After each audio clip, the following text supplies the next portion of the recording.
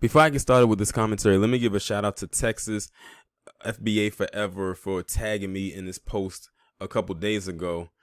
And this story right here lines right up with a lot of stories I've talked about when it comes to the academy and how many of them are unable to take care of children. And for some reason, whenever they get their hands on black children, they end up deceased.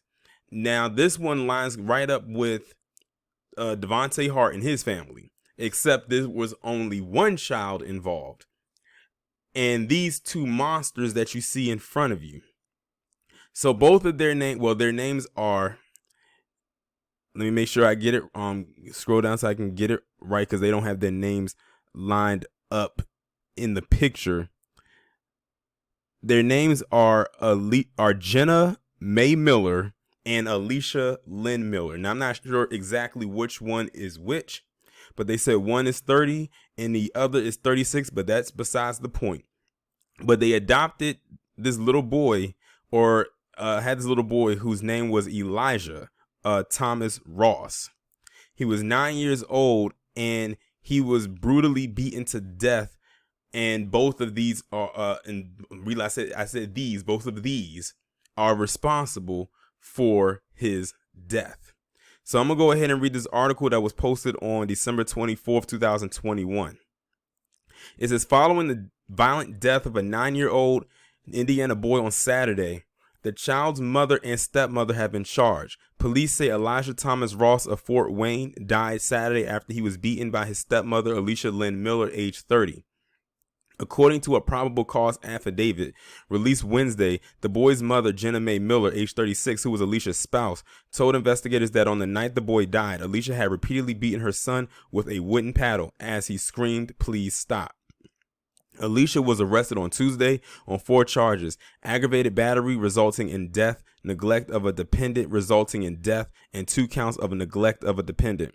Jenna has also been arrested and charged with neglect of a dependent causing death, neglect of a dependent by failing to render medical aid, as well as 2 counts of neglect of a dependent per Fox 55.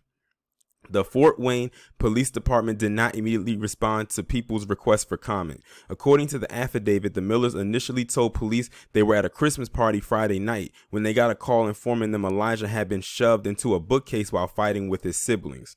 Jenna said that when she went upstairs to their Fort Wayne home, she found Elijah was not breathing and had vomited, according to the affidavit. The affidavit, which was also obtained by Fort Wayne's NBC, states Elijah was cold and limp when he and his mother arrived at the hospital, where he was pronounced dead just after 2 a.m. on Saturday. In the affidavit, doctors reported multiple bruises on the boy's arms, face, and shoulders, as well as major bruising on his lower back and rear end. The affidavit also alleges that Alicia hit Elijah with a broken paddle. In an interview with police on Monday, one of Elijah's brothers said Alicia went hard on the little boy and would do things like slam him to the ground and whoop him with the paddle. WANE 15 reports. The affidavit states Elijah was subjected to this kind of treatment on multiple occasions. A GoFundMe campaign has been set up to cover funeral costs for Elijah and any other expenses such as supporting the boy's 2 brothers. More than $4,700 have been raised toward the $20,000 goal. Alicia is due back in court on December 29th for a hearing per WANE 15. It was not immediately clear if either suspect has entered pleas to the charges against them or retained counsel. Let me just say right now, RIP to this little boy. And I didn't put his picture up here, but if you look at the thumbnail, his picture is in the thumbnail. I'm not going to put his picture up here because while he is the focal point, to an extent, these are the 2 bitches right here that are the ones I really want to focus on as far as my portion of this commentary. I don't know how either one of them has children in their custody. I don't know if this boy is biologically to the mother, not the stepmother, to the mother that maybe she had with a black man, because I can't really tell by this boy's picture. But that's besides the point. The fact of the matter is neither one of them should have had custody of this child. I always say to myself, what is it that a child could do to you that will cause you to go that extreme on them that you beat them to death. They said that he was hit so hard that he was vomiting. I always say if you hit someone that hard that they end up vomiting like that, that they start throwing up, that means you went too hard. You went like insane. You went to the highest levels of insanity that you could reach, possibly. Both of these individuals deserve every ass whooping that they can possibly receive for the rest of their life for what they did. As a matter of fact, I hope wherever that they're going, that the people get wind of what they did and they whoop them with a wooden paddle. Hell, with whatever they can possibly find. And something tells me that the one on the left is the one that did the beating. I just have the strongest feeling that she's the one that did it. And like I said, whenever I hear stories like this, I always think of the Hart family. I always think of that family and what those two bitches did to them. Hell, you can even throw in the story about the young girl who I did a story about, who her sperm donor of a daddy went and married that hog face hoe, and she was beating her, and to the point where she got beat to death by her.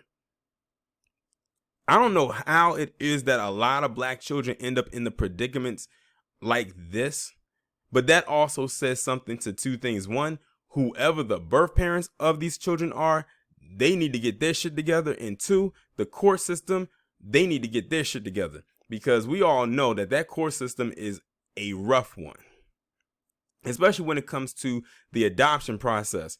That I remember seeing a story where this black man was able to successfully adopt an entire black family, as far as, you know, siblings and everything like that. And he worked hard to make sure that that happened. And he was successful.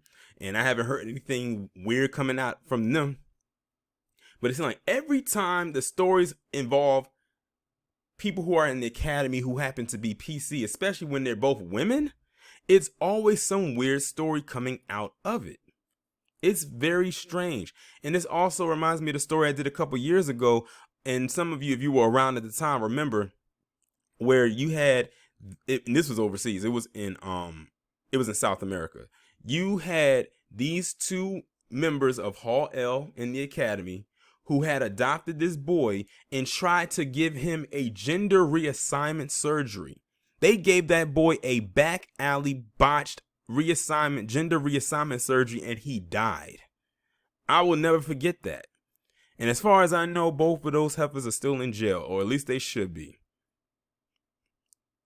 But I wonder what the academy is going to say about this. And I also would like to know what the black members of the academy in particular are going to say about this, because this was a little black boy that they did this to. And yes, I said they. Granted, one of them did the beating, but the other one was there, so she was being neglectful. And as far as I know, this is the stepmother, the one who did not, birth him, as far as we know. And I say as far as we know because he says the other one is the mother. So I'm guessing, did the boy come from her, or I don't know. It's weird. But the one who is the stepmother, who I'm assuming is the one on the left, is the one who beat this boy to death. And they said beat him with a broken paddle. My question is, how did the paddle get broken? Because paddles don't come, you can't buy a paddle broken, it comes whole, which means it had to have broken across something or somebody. Did she break this paddle against this boy? If she did, that means she hit him hard as hell for it to break. Do you know how thick a wooden paddle is?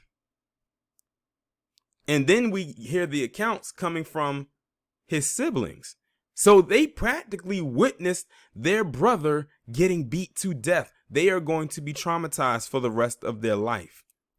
On top of that, they will no longer see their brother ever again because he's dead, thanks to these two. I hate doing stories like these, but stories like these have to be told because mainstream media ain't going to talk about it like I am and others who decide to talk about it. And I know it's a hard pill to swallow because it is. This is extreme child abuse. And then they said that he was yelling out, "Please stop." And she kept going.